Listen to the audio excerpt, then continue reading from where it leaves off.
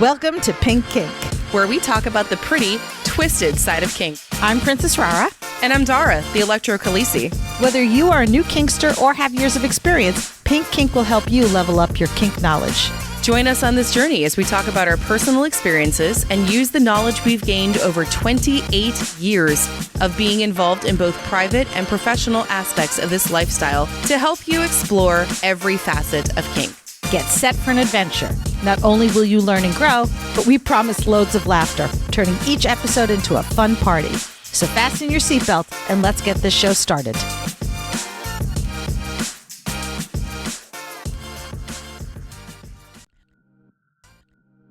Pink Kink runs off the generosity of our devoted patrons.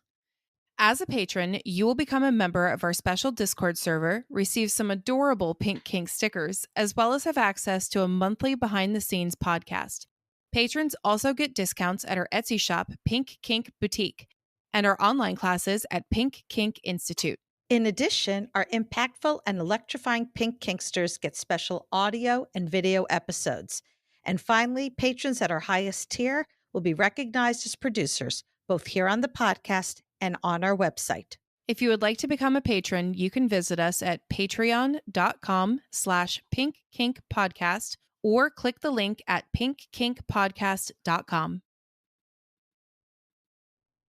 Today's episode is produced by our electrifying Pink Kinksters. Thank you, Jay Witcherman, Brianna Lynn, Daddy J, Fabe, Embers, William P, Claire, Lady Blooding, Naughty and Nice, Butte Pain, Manda Panda, Kat, Stefan, Shadow Phoenix, Brian, Make Cry Devil, Ruby Riot, Mistress Velma, Enchanted Sparrow, The Wombat, Impact Hazard, Twitch, The Midnight Girl, Sinful, J21, Daisy If You Do, AK Harley Chick, Violet Rain, Serenity, Belle, Eric, Lady Affliction, Pumpkin Pie, Ms. Tourmaline, S'more, Hacksaw, Wee Mad Beastie, To Be Better For Me, 3 a.m. Thoughts, Crash Override, Iro, Kinky Bear, Sviper No Swiping, Barbie, Navigator Bard, Frost, Sinful and Naughty, Coffee and Chaos, Noir, Mr. Pillsbury, Stitch, Peaches, Mighty Owl, Princess Sassy Pants, Chaos Monster, Jessa Lady, DJ Harlow, Ophelia, Drew, Daddy's Pumpkin, Birchbeard, Lady to Kitten,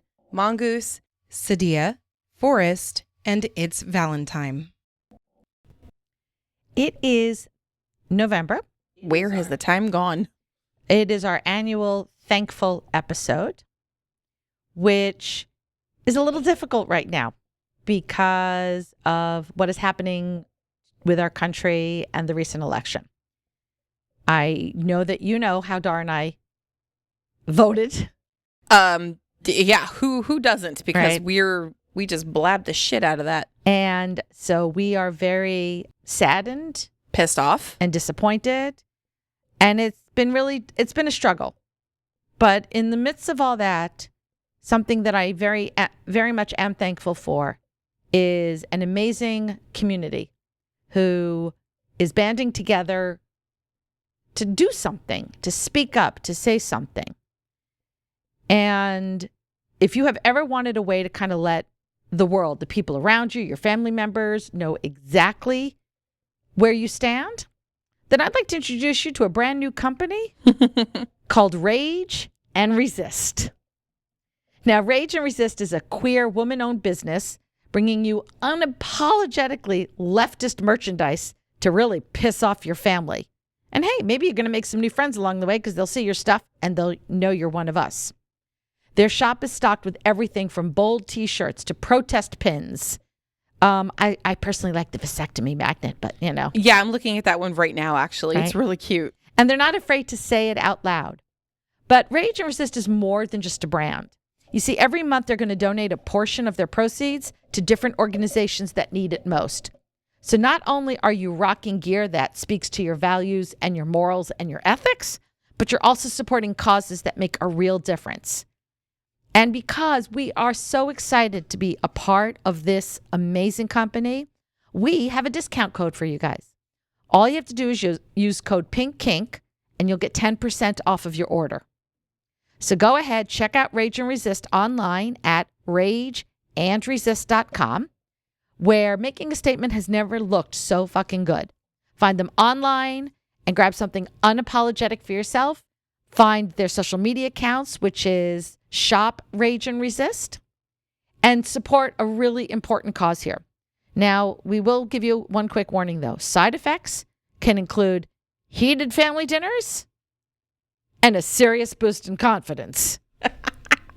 The heated family dinners one's good. And hopefully more friends, because you will find your people when you are walking around with your proud displayed T-shirts. I really, really, really want that sticker, but I want that on a T-shirt. Or the magnet thing, the vasectomy one. Oh, well, maybe we need to ask them to work on that. Yes.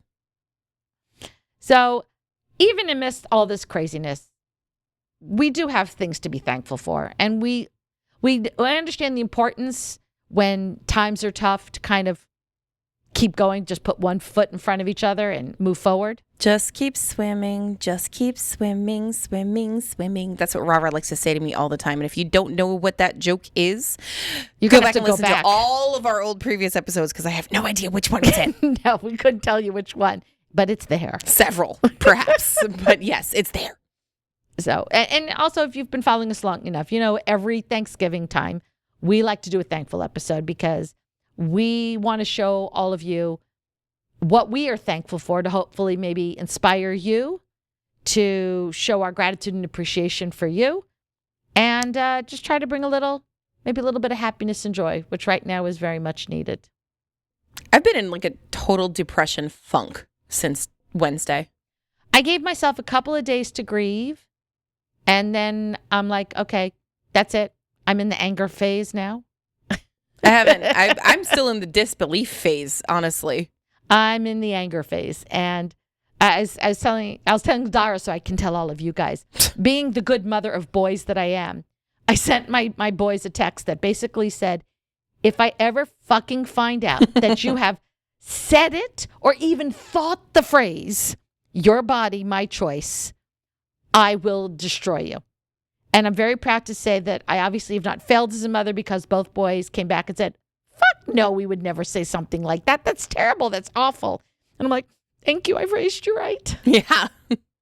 I'm just waiting, because I have some people that I have a feeling are going to be saying it at my work. And I'm like, I'm ready.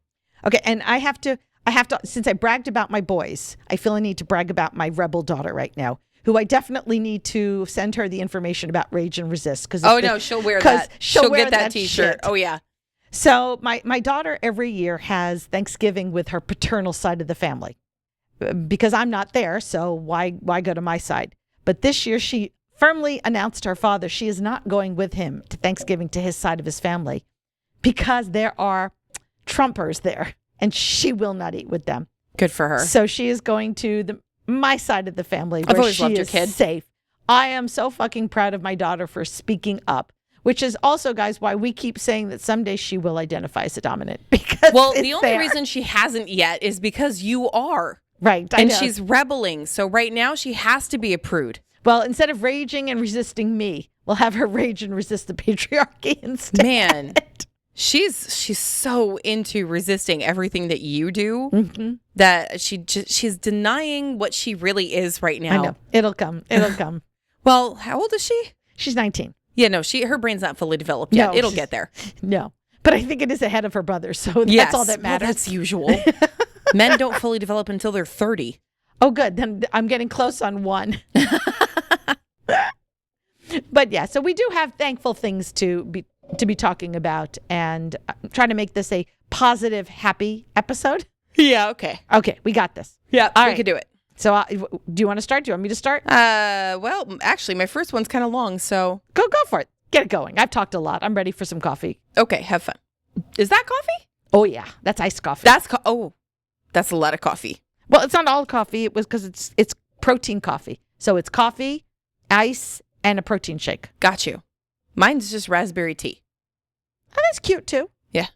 Cute. She said, look, it's pink. It is. That's why I said it's cute. It's got skulls on it. Of course it's pink. It's adorable. It's pink, but it's got the skull, so it's you. Look at my little skull, my pink skull dude here. Isn't he adorable? I know, but you are dressed in all purple. No, that's not entirely accurate. Oh, there you go. Well, All right. It depends on the lighting. See, it looked purple. Nope, that's pink. That is Okay. fully pink. All I right. made the choice to put this on today. I could have reached for my purple tank top and been all lilac. I support your choice. I put pink on my boobies just for We you. are pro-choice here. I support your choice. I did it for you. Thank you. So I I appreciate pink that. So and I'm purple thankful. today. I'm very thankful. I'm thankful I fucking woke up this morning. Are you kidding Oh, me? I'm thankful. At my age, I'm thankful for that every damn day. I'm thankful I had the energy to get out of bed because fucking yesterday I did not. No. What's my first one going to be? I'm thankful for migraine medicine because holy fucking shit. No, I am not thankful for migraine medicine. I'm thankful for CBD oil because that shit is the only reason that my migraine went away yesterday. All right, that wasn't the real thing, but I'm throwing it in there.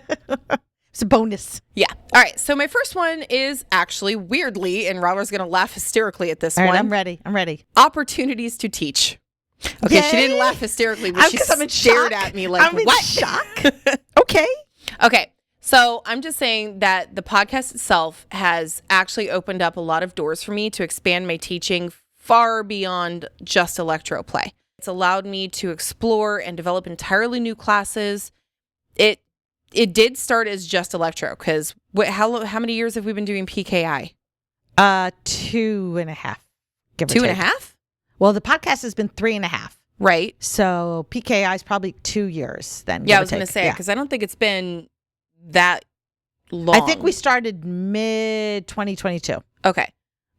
So it basically, you know how I just started with just electro because that's all I fucking do. But because of this and because of other events that we do because of Pink Kink, I've been able to actually expand my repertoire, I guess is what I can say with that. And just the potential to share with more people and contribute on their journeys as well has just been like really, really awesome. So one of the newer classes that I created, my audio play class, did not gain as much traction as we wanted.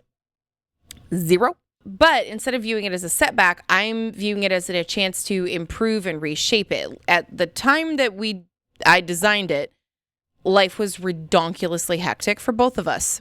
And we did not get the chance to promote it, but I am currently refining it.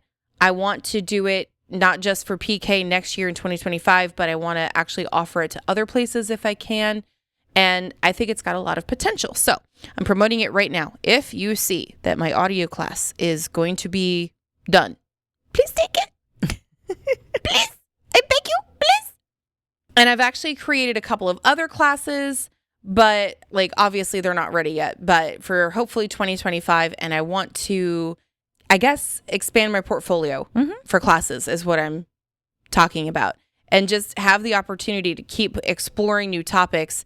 Even just doing different episodes has been kind of cool because, you know, you can take those and turn them into a class easily.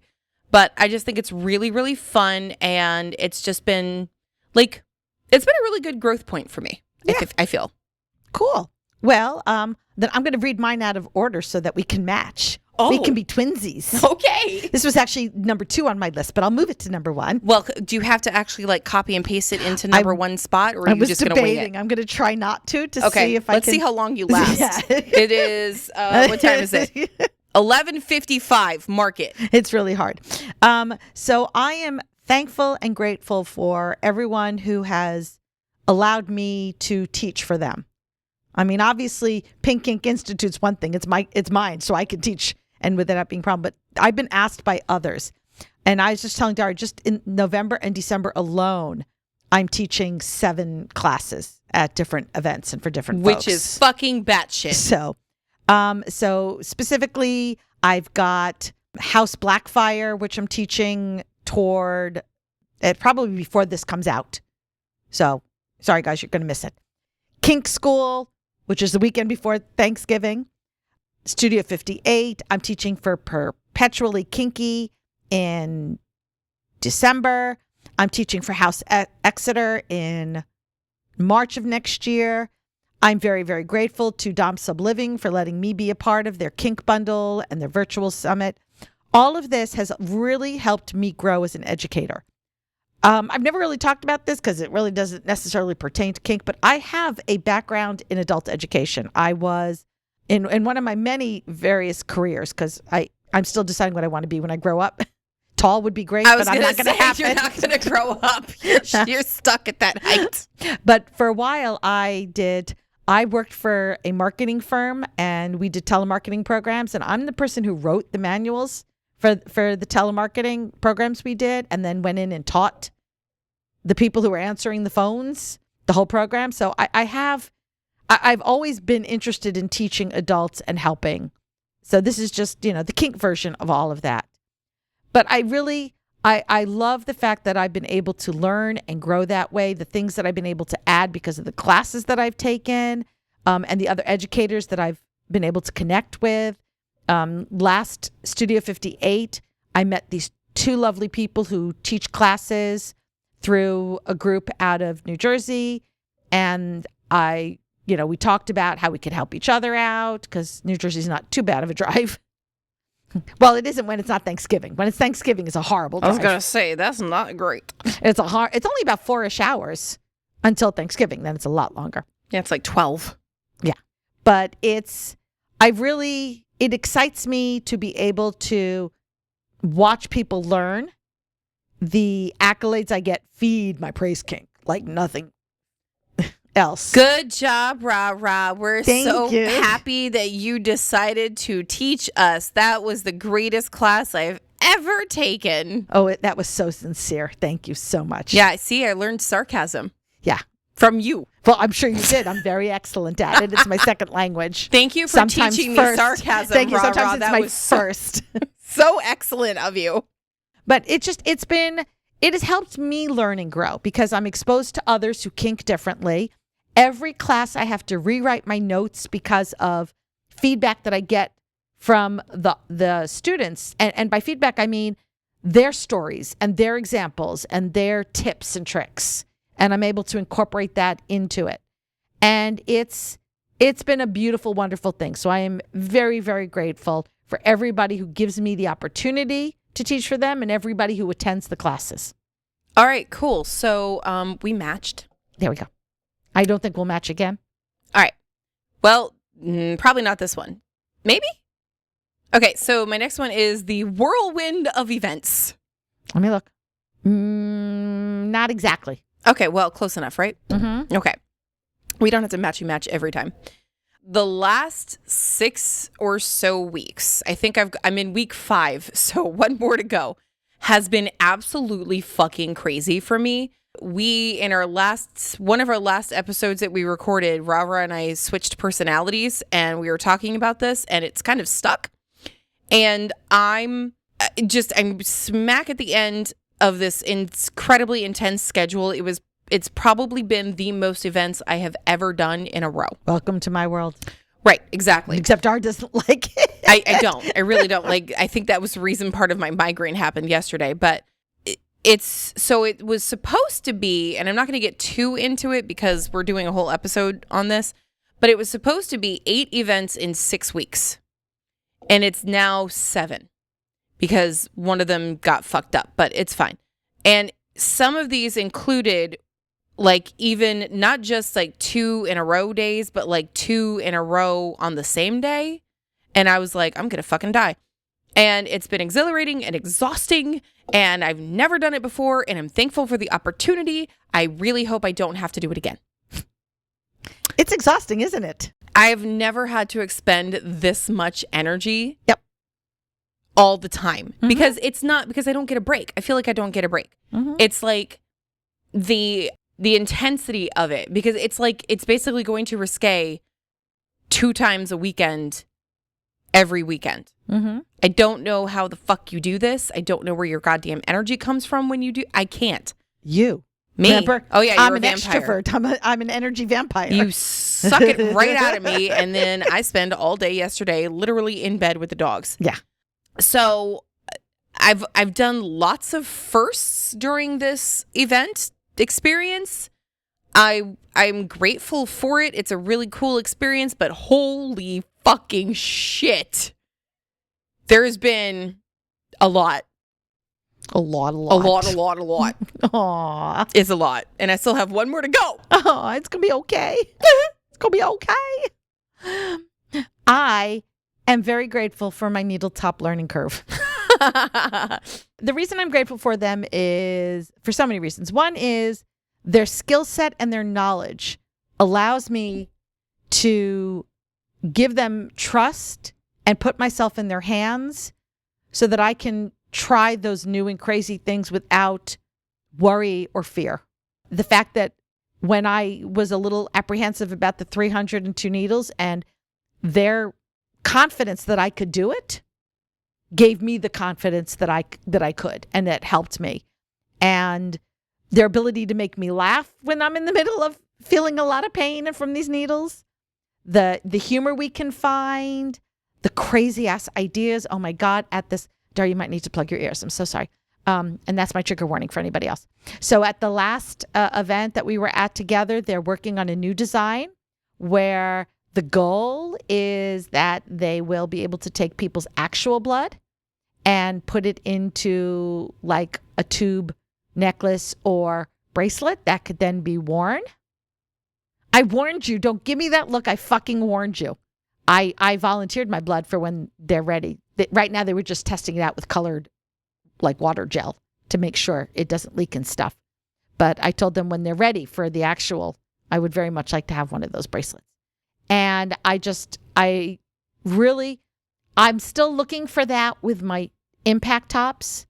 So to have a needle top that I can that's one area of my kink life as a bottom that I can really just learn and grow and expand because I have a top who I trust implicitly. And like, I mean, I was still basically bleeding from the 302 needles, and they leaned over and are like, so next year we do 400. I'm like, yeah, okay, we're going to do it. If they think I can do it, then I must be able to do it. They would never set me up for failure. So yeah. So I am very grateful. Not that they listen to this podcast at all, but for those who know Learning Curve, yeah, I'm very thankful for them. You're going to have to scrape me up off the floor. Okay. Ugh. I can't get that image out of my head. I'm not grateful for that. I figured. Okay. So speaking of specific people, this one is going to make you blink at me a little bit. Yeah. Specifically, our friend Bobby. Okay. And this is because, so we usually do this one event together a year. We always do Fet Ball together. And I don't know how, it's been like a couple of years because it started pre-COVID. So many years, at least 6 now, I think. We've been doing it. But this year, this was, so Fet Ball this year was the first in my big series of crazy events. And it did not go so well for me. I actually left early. I was so upset when something happened that I was knocked out of that headspace. I couldn't stay. I unfortunately left Bobby to just do the whole rest of it by himself. And I felt really bad. Handled it like a champ. Apparently he was there until 6 a.m.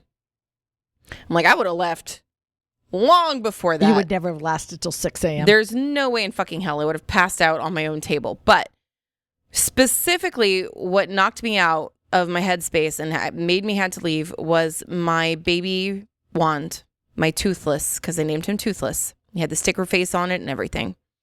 Was broken in half. Okay. Can we just have a moment of silence in memory of Toothless? Okay, that was good. Thank you. Okay. I had him for 3 years, 4 years. Your baby. He was my baby.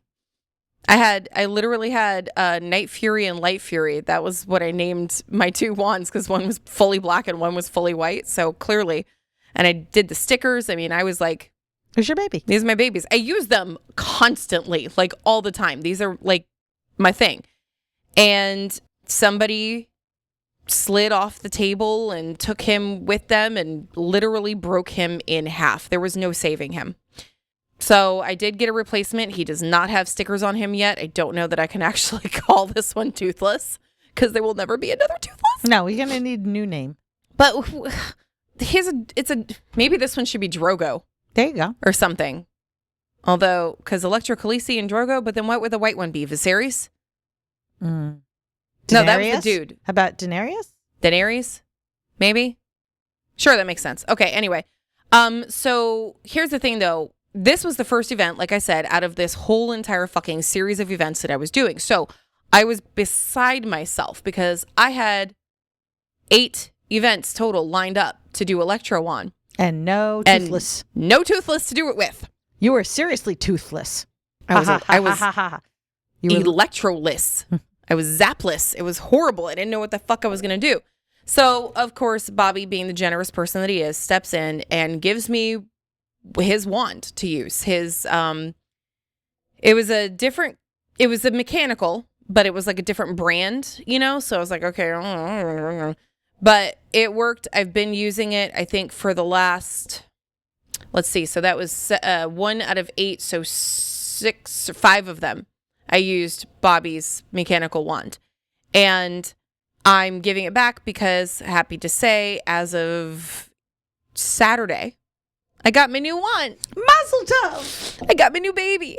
So I don't know what his name is. I guess we can have like a poll for what my new wand's name is in Pink Kink chat or something like that. I think that'd be actually kind of funny. But R.I.P. Toothless, I'll miss you. Okay. I'm not grateful for that, but I am grateful that Bobby lent me his extra wand. Like, who the fuck has an extra mechanical wand? Butthead. Oh, I know you're listening. He better be listening. He always listens. All right. Dar, trigger warning again. Oh, God. I'm taking my headphones off. Okay. So I am thankful. I can still hear you. I'm sorry. Stick your fingers in yours. I don't know what to tell you. La, la, la, la, la, la. Yeah, no, that'll be hard to edit. So that's your problem. I am very thankful for my blood play community. It has been an amazing year when it comes to blood play. I had my first blood play party that I was expecting maybe 5 or 6 people, and I had like 20. And I was able to pop the blood play cherry of like 6 or 7 folks who not only did I get to give them their first experience of blood play, but they liked it and they want to do it again. I was introduced to and became involved with Reign of Blood. And the classes that I took through them, I got to teach a class for them, the Discord server that I'm a part of, the friendships that I've made through that, photos, the tons and tons of photos that have given me amazing ideas. The fact that even people like our friend Iro, who is definitely not a blood player, has gotten into the habit of sending me pictures when they find something that they know that I will love. I bought a t-shirt was for Halloween, but it's like perfect. And it's got like bloody handprints on it. And it says, "Don't worry, it's not my blood." I saw that shirt. I actually was going to get that. Mine actually said problem solved. Yeah. The fact that I can so openly and loudly like what I like and have more people to do it with, because when I first really got started in the blood play, it was me and Simple Beauty.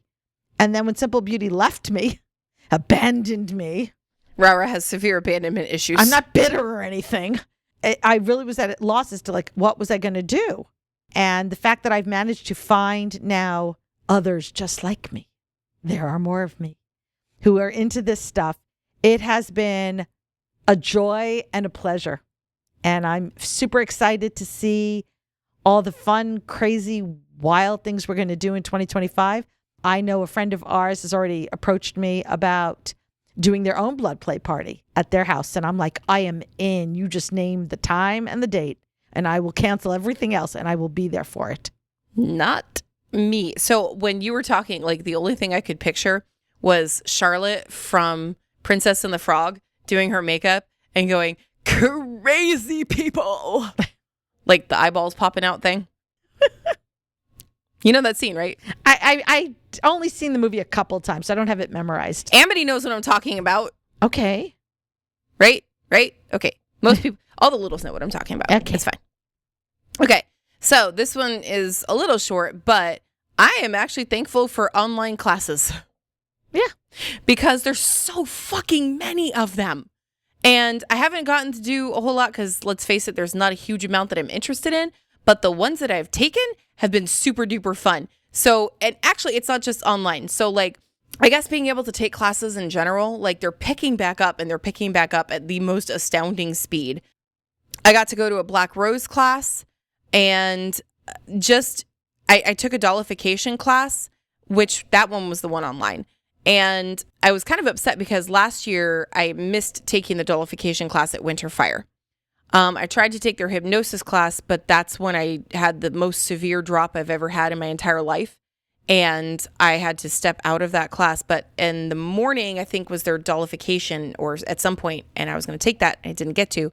So the fact that they did it again and it was online and I got to take it was awesome. And it was a really, really good class. If you guys ever get the chance to do it, really, really good. And I used a huge amount of it in the episode that we did for dollification. So it was double useful. And that was Wicked Grounds, right? Yes, it was. Wicked. Just a little shout out to Wicked Grounds. You guys should check them out. I mean, they do have local classes to them, which is San Francisco, but they have a shit ton of online classes, and I've taken them as well. Lots of great opportunities. So many different things. Holy shit. So the best part about this is Daddy J and I have been really amped up since I did that episode and did all the research and put everything together. And we are really, really trying to figure out what aspect of this we want to do. But we are 100% going to start doing dollification. Yay! We're just kind of narrowing down everything and like negotiating how kind of tiny we want to start. Because he already does do quite a few of the things, but I want to get like more into it. And so the episode hasn't come out yet. I just finished editing it. I don't even know if you've listened to it yet. No.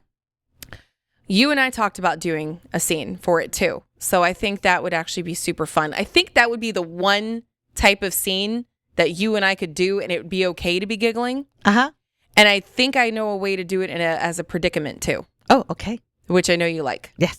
So, and I like because it's mental shit. The sadist in me loves that. So I think I might have that figured out. So I'm very, very thankful that I took this class. That's it. That was a short one. That's perfect. All right. So this one is pretty specific and it's for my local area. I am supremely thankful for my DMV area Kinksters Munch. I have been hosting that with my friend, Mistress Good Girl, since August of 2017, when we took it over in a coup. I remember that. I'll try to give you the Reader's Digest version. So that actually was started by Voldemort with the help of Mistress Good Girl. They were hosting it. But I, as Voldemort's submissive, was the one who did all the things. Because as we decided in a previous episode, I what is it? Role played as a submissive. You cosplayed as a submissive. That's okay. He cosplayed as a dom. Yep. So it was I was the one with the contact at the restaurant and set everything up. And so when he and I broke up, he had no information of like who was the contact or anything. So we took over the munch and have grown it. And it is just such a joyful, wonderful experience.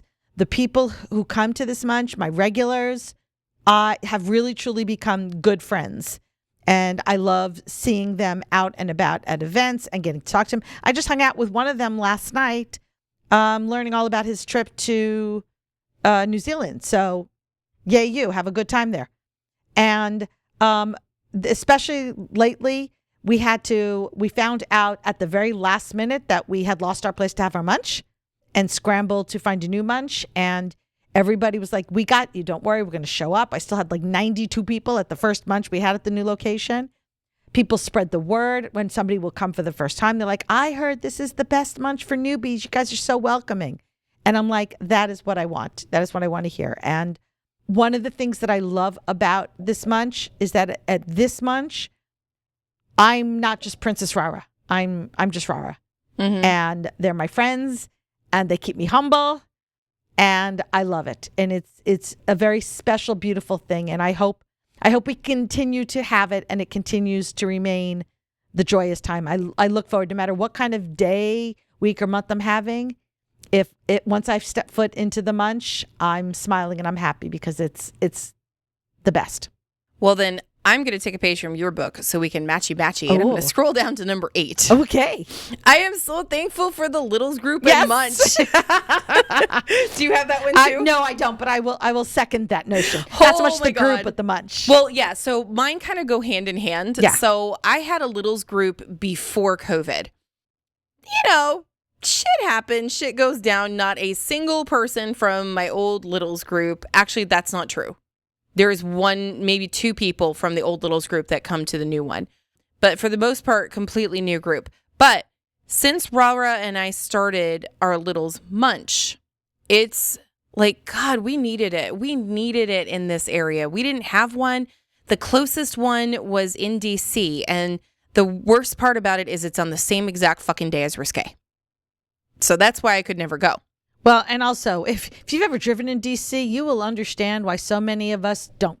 Yeah. No. Or I should say won't. Well, you do. Thank fuck, because I would never make it to Risque. Only in the evenings on my way to Crucible. I know how to get to Crucible. That's it. Yeah, well, it's on the same day as Risque, and in order to do that, I would either have to drive into DC, go to the Littles Munch, drive all the way the fuck back home, get changed, then drive back to go to Risque. I'm not doing that. No way. Or I'd have to spend like 12 hours there. And I'm also not doing that because there's a huge time difference between the two, and it's like such a pain in the ass.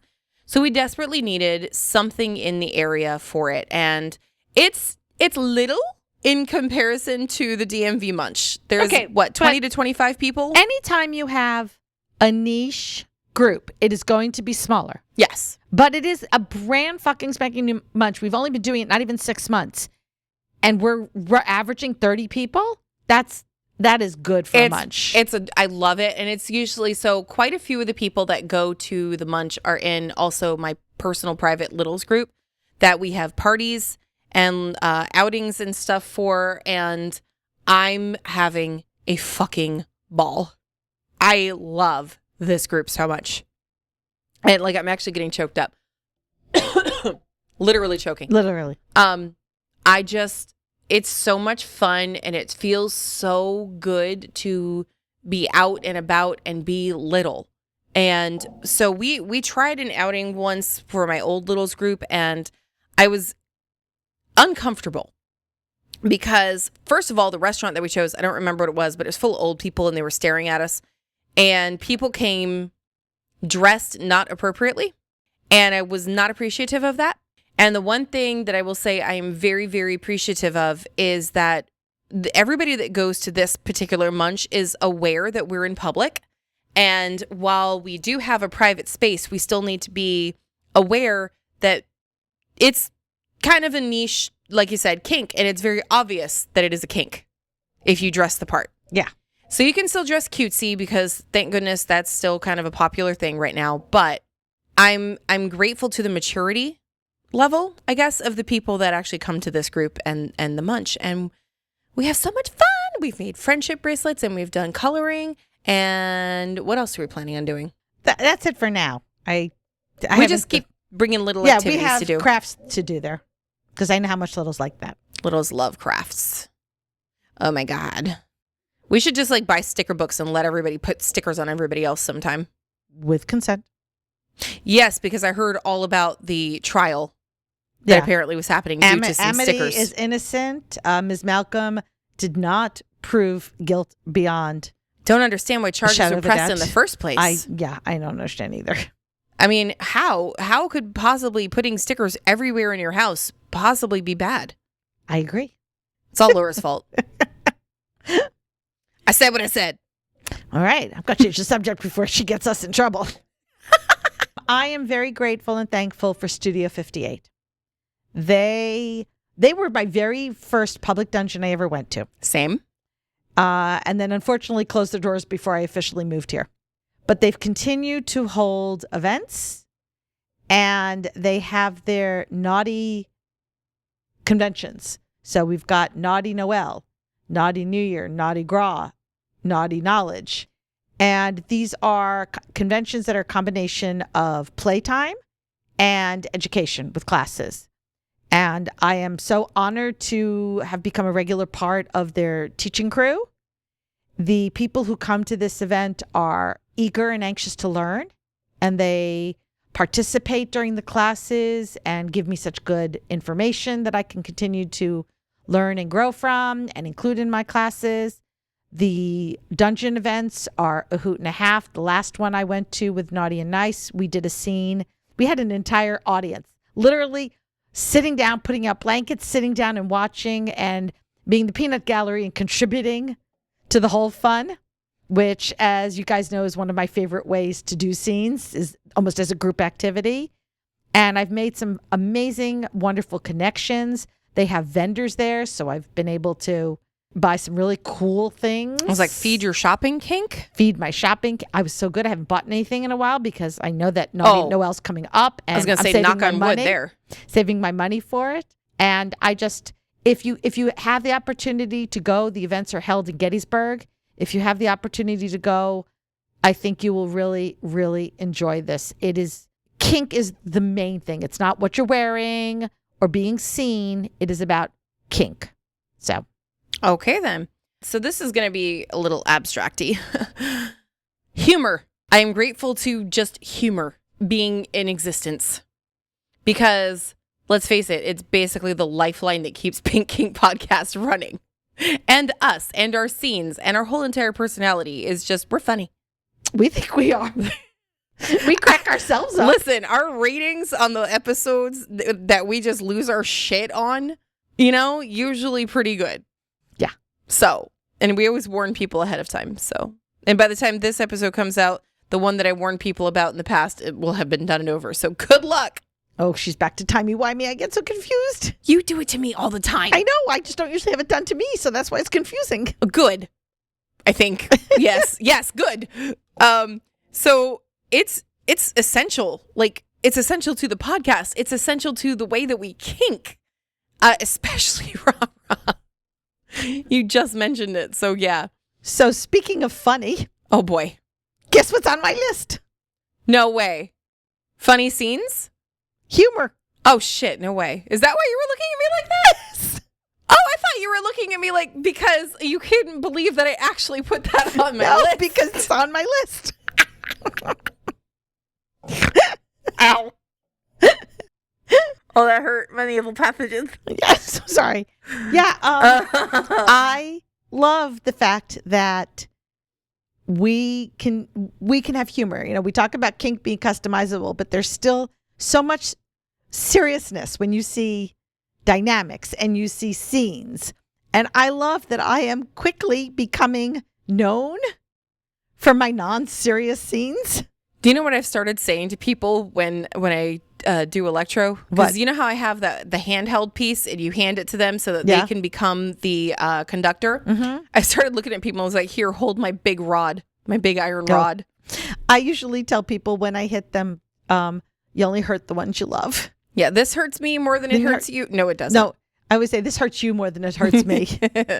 So, like, I always just find it really funny. Like, if you listen to our first episode, funny, huh? If you listen to our first episodes, we were trying so hard to be serious. Because we thought you should be. Because we were being serious podcasters and we were being educational and this is what we were supposed to do, right? And then episode 8 happened. Cold medicine, and we've never looked back. Well, God, it was such an incredible turning point. Was it the aftercare salami that really started it all? That was episode 8. Yeah. That was when that was the first time that we said something so incredibly fucking stupid that we lost our shit on ourselves and we couldn't get it back. Like we just couldn't bring ourselves back to and then that's when we had to introduce the elevator music. Oh, yeah, there was a lot of firsts in that episode that have just continued for like the whole 3 years and we just keep going. Yeah. We just keep going. But I was talking to somebody at the dungeon this past weekend.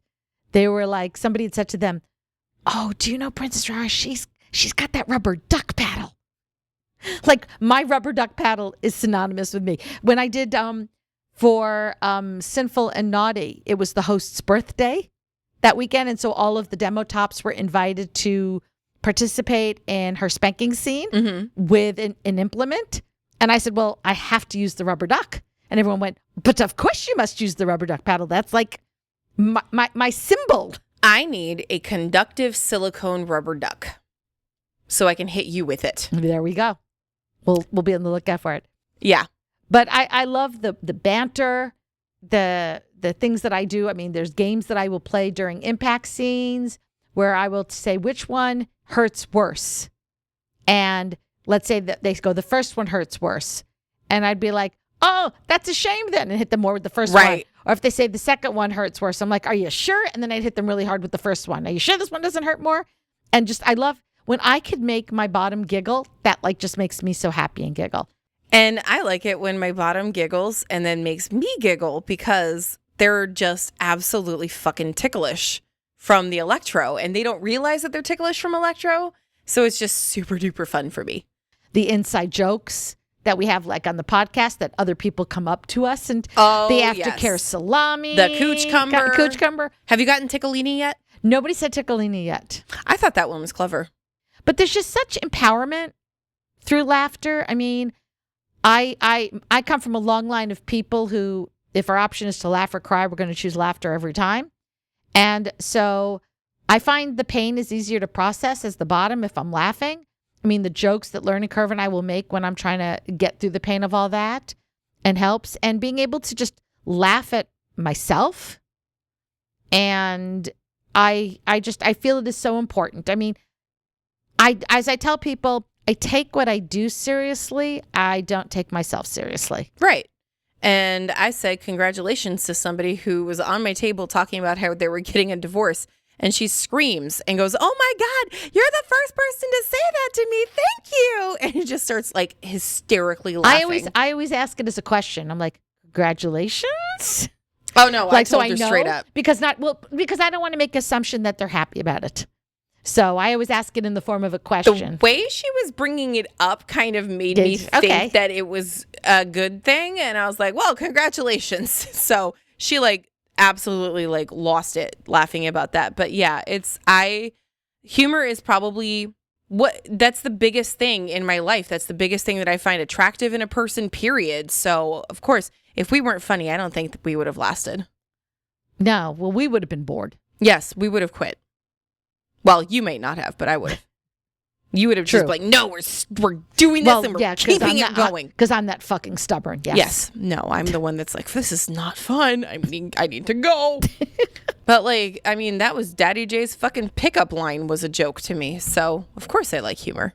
Who goes next? You do. Your turn. Because we kind of shared that one? Yeah. Okay. I'm going with my polycule, which in itself is a joke, actually. It really did start as like this stupid little joke. It's not actually a polycule. We just have this little group chat and so it started out as just a place to bitch. We were literally just being bitches about people, and because I need a place to do that sometimes. And it kind of evolved and we dragged another person or so into it, and it became we're all littles. And it just became we called ourselves the little girlfriends at first, and then Iro said that it was a queer platonic polycule, and the name sort of stuck. And we still bitch. I need that. The family that bitches together stays together. I need that. I need to be an absolute unadulterated fucking cunt sometimes. And it really, really helps. And so anyway, it's basically, we all got together one time, and it's really, really hard when you have like 8 people to get everybody together and have all their schedules lined up, but we've achieved it maybe twice. And I think one time we referred to ourselves as the queer platonic polycule in front of our partners, and every one of them was like, we are? Like, when did that happen? Do we all have to, like, what do we do? Are you guys sleeping together? Like, what? Do we sleep with you and then other people? Like, they were very confused, and it was really funny. Well, if we're actually sleeping, yes. We're not, though. Like, you know what I'm saying? Versus you're not having sex with each other, but if you're just taking a nap together, then yes. Okay, well, maybe. We haven't tried that yet. But that's where the platonic part comes in, because none of us are sleeping with each other except for, like, the partners. And it was just funny because we were like, yeah, so we're the poly, you're the cule. Not sure what the fuck that even means, but the name has stuck, and I'm so unbelievably grateful for these people, even the cule part. Because, specifically, Sam really, really helped me out. So that's Vixen's partner. Love you, Sam. Thank you so much. And apparently somebody at Risque thought we were partners the other day, so we did a really, really good job of culing. So he was so funny because we were trying to get his attention, and he couldn't hear us over everything. We're yelling, Sam, Sam. I finally yelled out, K-I! yes. And that stopped him and he turned around. That's amazing. I love that. Oh, he is Chaos Monster for a reason. Yeah. But he kind of took Daddy J's place the other day at Risque because Daddy J wasn't feeling well. So he took his spot, and apparently we did a really, really good job of polyculing. There you go. So That's the whole joy of a polycule. That was the best part. I know. All right. So I am very grateful for smut lovers, for sharing my passion, for giving me friends to hang out with who love the romance as much as I do, for being so incredibly receptive to learning. I mean, in addition to just the people who came up to me at classes, like I got so much, again, my praise kink was so fucking activated at that conference with everybody telling me how much they enjoyed the classes and how much they learned and the changes that they were going to make to their book. But then it's gone even beyond that, right? So I had one author who I'm a beta reader for her. So I was able to send her information saying, hey, what you're talking about is Florentine flogging. And another author I sent to someone, I said, listen, just something to consider, that sizes of toy bags that we all carry as doms and tops would be too big to really fit in like a regular locker. Yeah, So, no. right? Like most of us have fucking custom suitcases. Right? So teaching them that. I spent an hour and a half on a Zoom call with an author who wanted to pick my brain as a female dominant because of a new book she's going to be writing. So the fact that they are so open to learning about this lifestyle so that they can write it authentically, which means then when the readers are reading it, they're reading about what it's really like, so that hopefully they will have the opportunity to be safer because they're not going to try shit that they shouldn't be trying. Thank fucking God. It's been an amazing community for me because it does combine my two absolute favorite fucking things in the entire world, which is kink and smut. So I am... And reading. Oh yeah, reading smut. Just, yeah. So I am very, very great. I mean, it's brought me friendships like Amity and Ms. Malcolm and so many others. It has just been, I accidentally fell into this group. Thank you, Nikki and Shannon. I just so incredibly grateful for everything that has come, and I look forward to many more years of working with them to continue. I am grateful for parties opening back up. Oh, yeah. Like, I have missed them. Raura's going to be laughing at me. I'm getting too old for this shit. My recovery time from Risque has just gotten more and more and more, and I got a huge bad migraine yesterday, and I'm getting pissed that I can't handle this shit anymore, but I'm still going to do it. So, like, pre-COVID, I think we had 5 or 6 house parties that we went to. Like, pre-COVID, I don't know how much we went to Crucible. That's really, really picked up. But I'm so thankful that all of these places, like, I think at least 2 people have moved. But the one place we don't really go to anymore, but I think almost all of them have picked back up now as far as parties go. The last event on my whirlwind list is the grand opening, I guess. Oh, next week? Yeah. Isn't that her first party since pre-COVID? Yeah. In the new house? I think since they put together the dungeon and yeah, stuff. Yeah. Mm-hmm. Yeah. So it's like their grand reopening party. And I'm so excited and I'm so happy that everybody is feeling comfortable enough to do this again. And because I missed these parties. I really did. I mean, like, goddamn, we had parties almost every single weekend. Yep. I miss it. And honestly, I'd rather do the parties than go to Crucible all the time, because at the parties I can just go home. They're all like relatively close-ish. See, and that's why for me it's sort of the opposite. They're so much further than going to Crucible. They're a lot closer to me. I'm just like, cool, pop back home, no problem. Don't have to go to DC. Thank goodness. Poor baby. I hate DC. All right, ready? Yes. I am thankful for ChatGPT. God damn it, Rara. You're saying that too. That was my last one.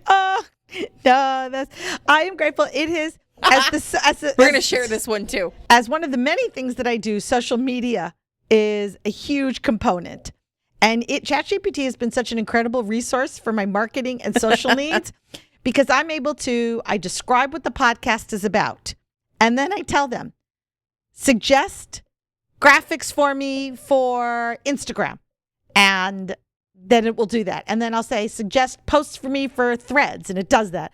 And then I'll say, suggest ideas for posts for TikTok. And it'll do that. And then I'll say, help create the script for the TikTok things. And it does that. And it's been so much easier for me because I'm already having to think about so many fucking goddamn things that the ability to have this do it for me and then I can just go back and follow it has been amazing. Obviously, I use it to help me with my research. It's the challenge is asking the questions. It's been an adventure because it will answer your questions in regard to BDSM, but then it will not let you copy and paste the information in the app. However, I am smarter than a computer. Not really, but it sounded good. Yeah, I was like, but I did figure out if I'm on the web page, then I can copy it, and paste it. I just can't in the app.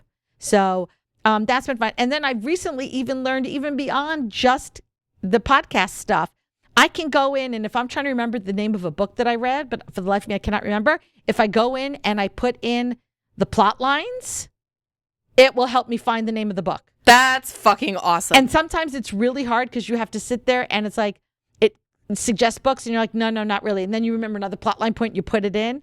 So, but last night it could not find the name of the book. So when I finally found the book and remembered it, I updated them because they're constantly learning. And so I was able to teach it a little bit.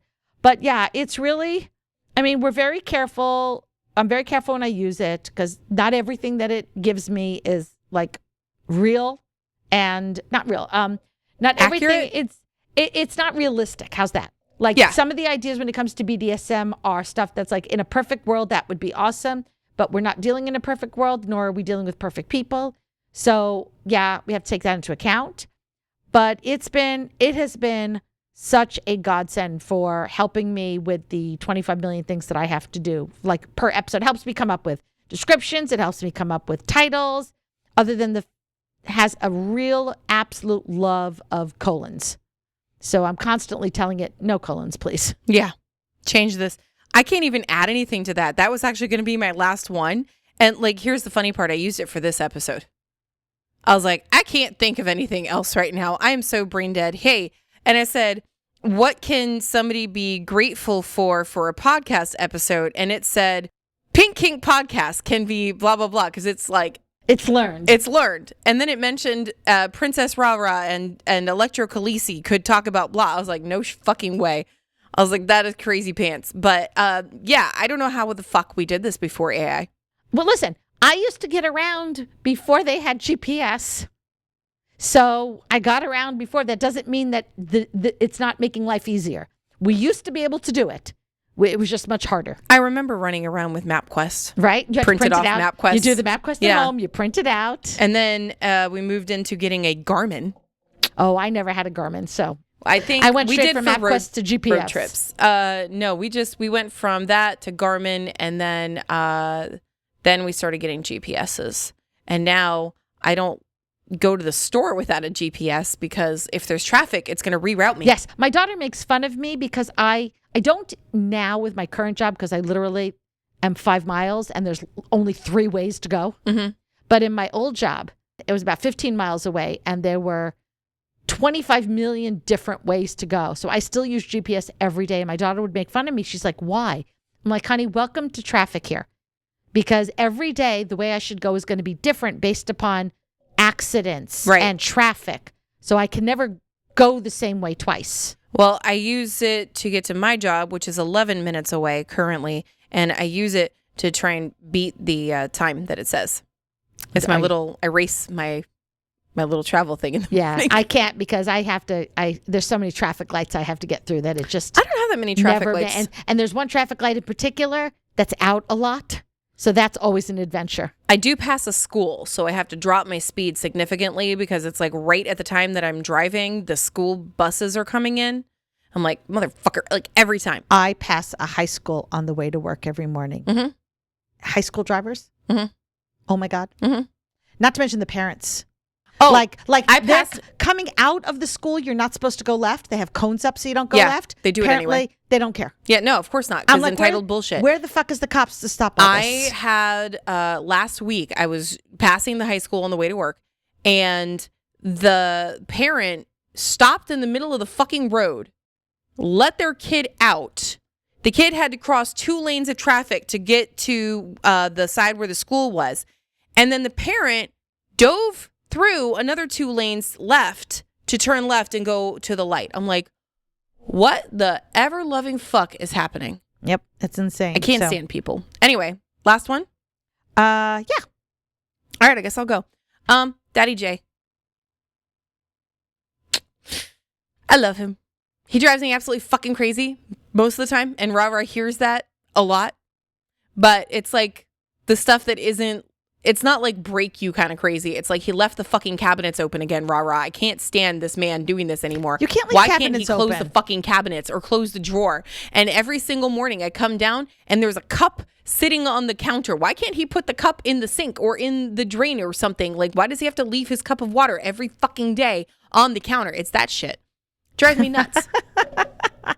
However, he's my daddy, you know, and he is the only person that I've ever been able to really let go and be the little part of me with.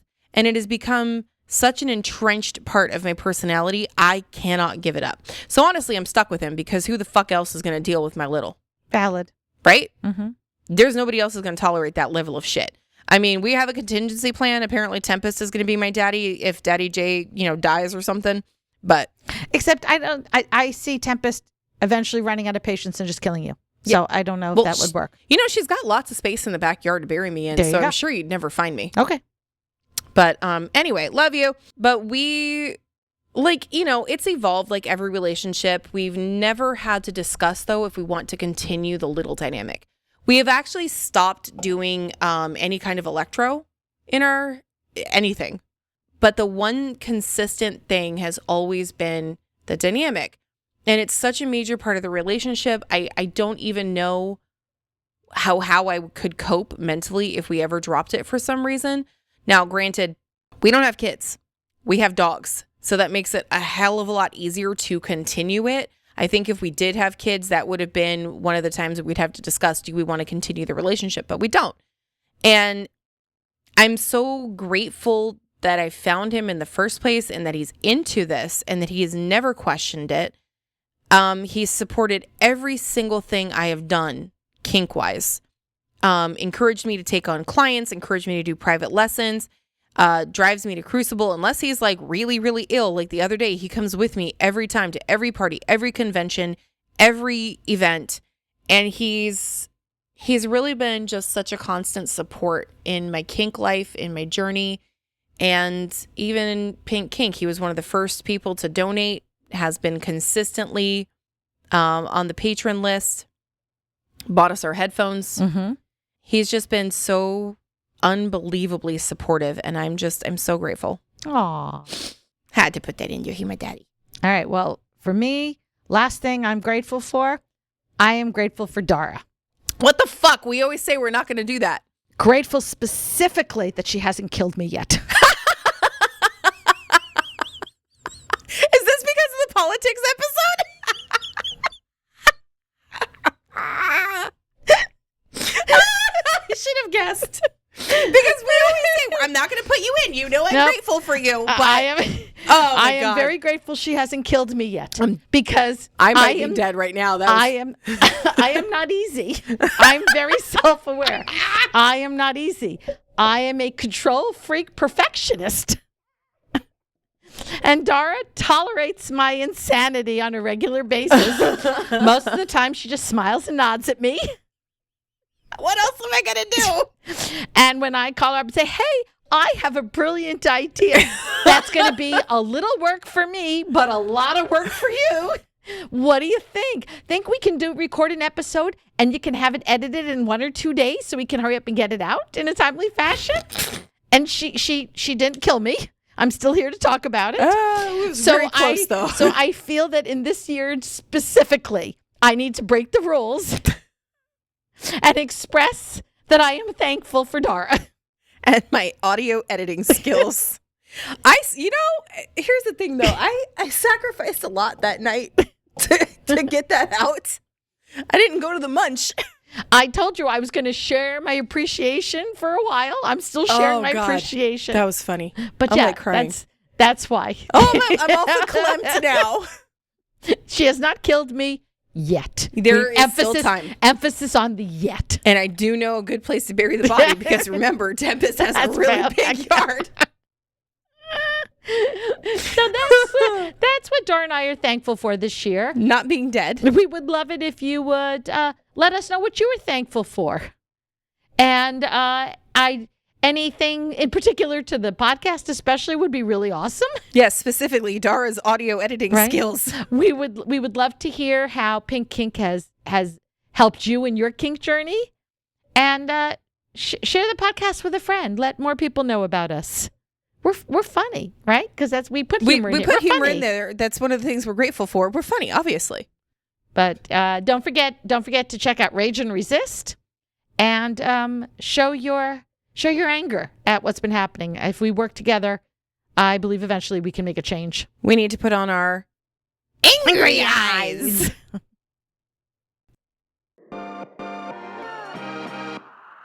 Thanks for hanging out with us today. If you enjoyed what you heard, make sure to subscribe so you don't miss a minute of our fun and educational content. New episodes drop every Friday. If you love what we do and want to show support, there are several ways.